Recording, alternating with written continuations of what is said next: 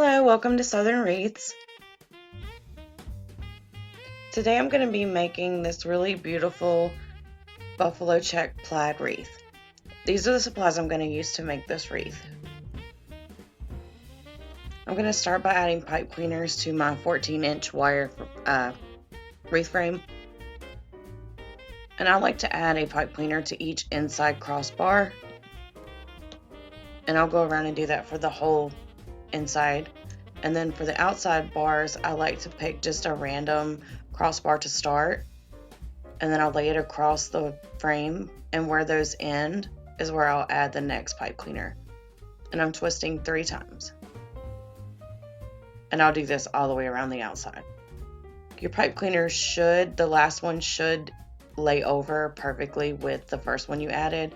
It doesn't always work, line up perfectly, but for the most part it works. Now I'm going to use some 21-inch black mesh for the base, and I'm just gathering up the end. I had already used this for a previous wreath, so I can usually get 2 wreaths out of 1 roll of 21-inch mesh. I just like to use it for bases, and I'm just going to use a zip tie to attach it to the crossbar of the wreath frame, and then I'll just trim it away. And I like to trim away the excess mesh as well.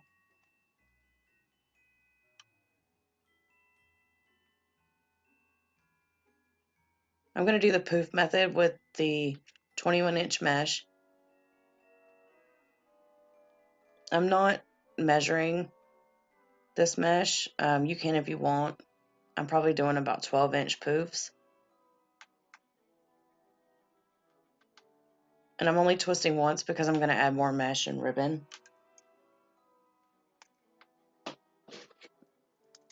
And I'll continue this all the way around the outside. And then once I get finished with the outside, I'm going to find the closest pipe cleaner and add the mesh into that. I don't poof it or anything, I just pull it up. And this just brings it to the outside so I can the inside, so I can complete the wreath.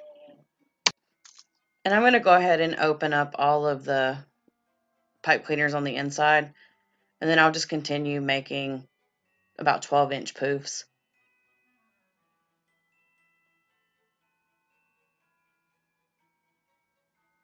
On my last poof, I'm going to open up the pipe cleaner that I added the mesh from the outside into, if that makes sense, and then twist it. So where the mesh began is where it'll end. Once I'm done with the inside, I'm going to attach the mesh to the frame using a zip tie. And I just push it in between 2 poofs.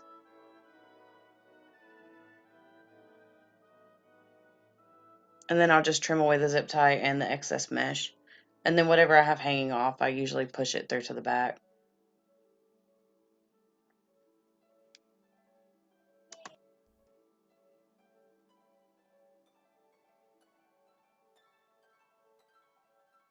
And this is what it looks like when it's done with just the 21-inch mesh. Now I'm going to cut my plaid mesh. I guess that's what it's called, plaid mesh. I'm cutting it at 25 inches. And I like to cut in the center of my cutting mat so I can change up where I'm cutting so I don't end up with lots of lines.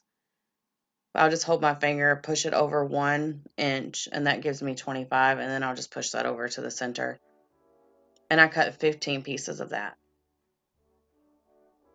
And now I'm just going to ruffle each piece. And I like to put something heavy at the end just to make it easier to ruffle. And this pipe cleaner was already open, but you would open your pipe cleaner to add the mesh. I had it open because I thought I was going to do the woodland ruffle method, but I didn't like the way it looked. I wanted to really be able to see this mesh, and I thought with the ruffle method you could see more of it. And this is my last piece. I'll show you again how I ruffle it. You can also curl it under at the beginning and the end, and that just keeps the fray parts tucked under. So if you have a lot of fray, you can just kind of tuck it under a little bit.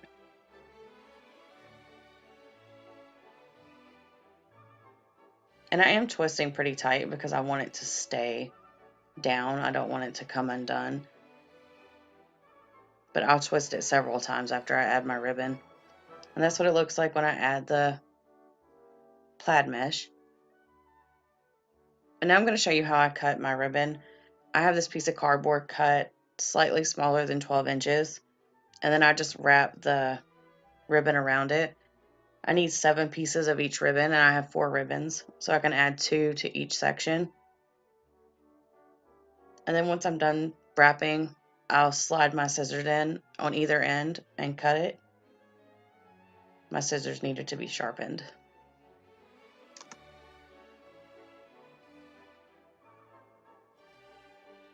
I just find this is the easiest way for me to cut ribbon, and they're all the same size. I love that. All right, once I have them all cut, I'm gonna dovetail the ends of them. I just fold the ends of the ribbon in half, kind of hot dog way, and then cut from the wire part to the crease, and I cut it at a diagonal.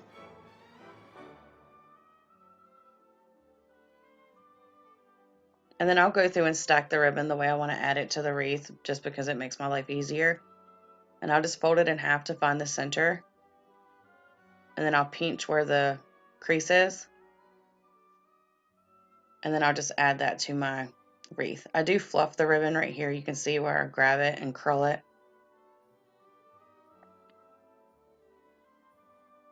I decided not to open the pipe cleaners for this wreath, but you can also open to add your ribbon. I'm twisting 3 times, and then I'm gonna curl down the pipe cleaners with a glue stick. And I like to fluff my ribbon in an X shape. I just think this looks nice. You don't have to do it. You can have both colors on one side. I just feel like it distributes the ribbon throughout so you can see all of it, but it's not all clustered together. And if you notice, when I do the inside ribbons, I don't pull them too far down to the outside of the wreath, just because I don't want a lot of overlap of the ribbons from the outside to the inside. See how it kind of keeps a certain line around the inside. And then when I'm adding the outside ribbons, I keep those to the outside. I don't know if that makes sense, but I just don't like a lot of overlap, because I feel like you lose some of the ribbon at that point. I thought these ribbons were so cute. The red one has trees and bears and moose. And I think the plaid one has the same thing. It might not have the bears. I just thought they were so adorable though. They went well with this wreath.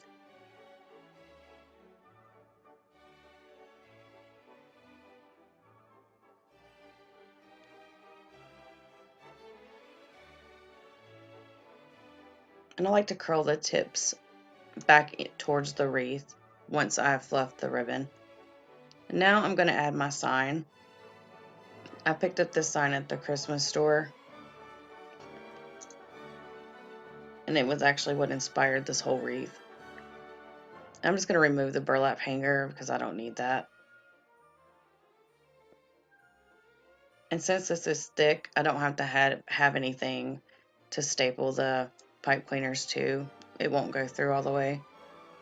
But if you have a thinner sign, you'll want to put something like felt or some cardboard to keep it from poking all the way through.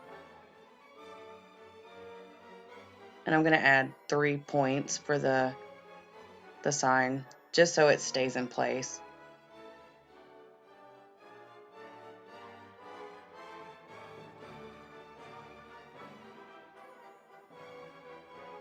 Okay, so to add it, I'm going to feed the pipe cleaners through to the base of the wreath and then attach it to the frame.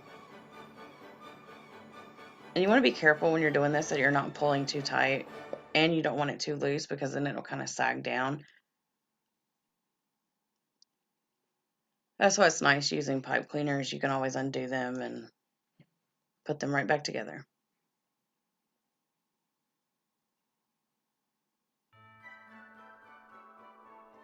After I twist it, I'll tuck it inside the wreath so there's no parts pointing out. You don't want to scratch anyone's door. After I added the sign, I really liked the way it was placed to the right, but I felt like I needed to balance it out. So after I attach this, I'm going to make a bow.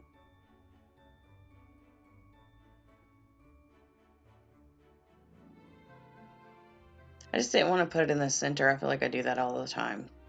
I'm going to use the black and red buffalo check ribbon to make this bow. And I'm just using my bow dabber because it's easier for me.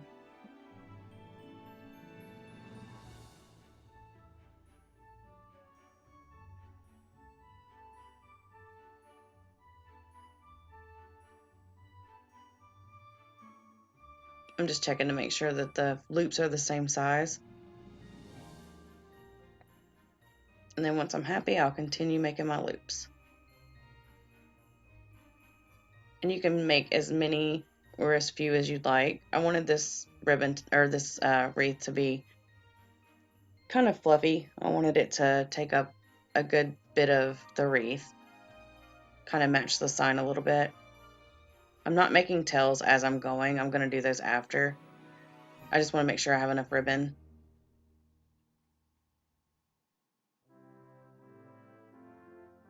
And I just make these slightly smaller than the red ones. I did 3 on each side of the red and black ribbon.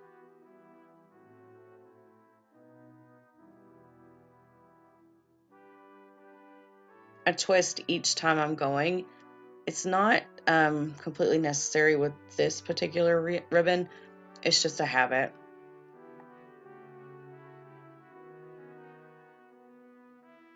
If you have ribbon that has a pretty side and a plain side, that's when you'll want to use the you'll want to make sure you twist it, sorry. All right, I'm just going to use a zip tie, find the center, and then I'll add a pipe cleaner to the back. I'll just slide it in there before I tighten everything. And then I like to hold the zip tie and the pipe cleaner in my hand to fluff the bow. And I just put my hands inside and spread them out and then position the ribbon where or the loop where I want it to stay. And I'm just going to trim away the long pieces I had hanging off.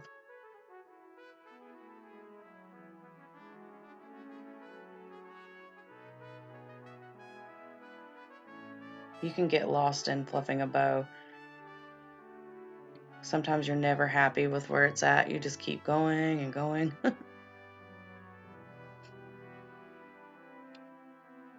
I decided I wanted tails, but I didn't want huge tails.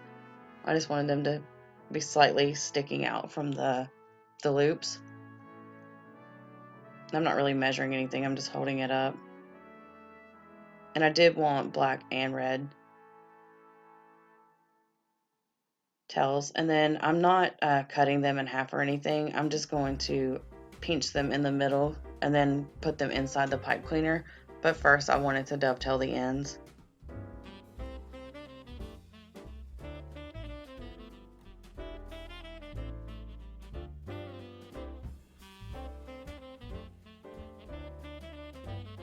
I'm just cutting from the wire towards the crease again, just like I did with the ribbons that I added to the wreath.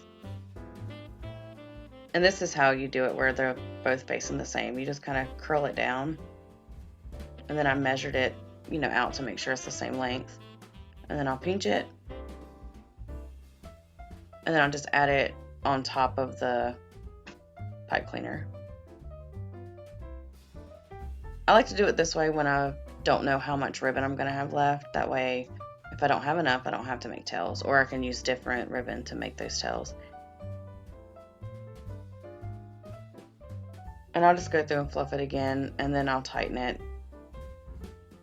And then to add it, I do the same thing I did with the sign. I'll just feed the pipe cleaners through to the back, and then wrap it around the frame. And then I'll fluff my bow again and make sure my tails are where I want them to be.